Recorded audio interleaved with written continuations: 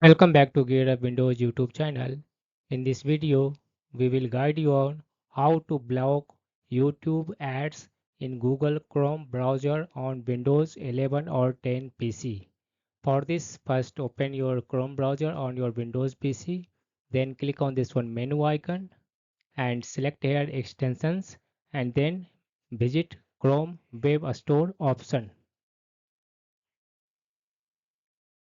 Then in the search box type ad guard ad blocker, and in the search results click on this one add guard add blocker extension,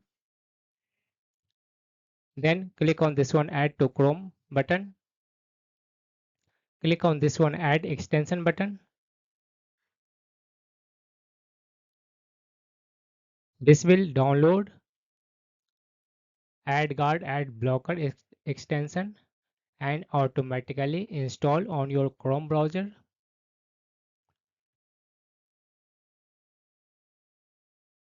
Once installation is completed, close the Chrome browser and reopen your Chrome browser. Visit YouTube website and watch any video without any ads. Apart from that, when you will visit any website, you will not see any ads on your Chrome browser.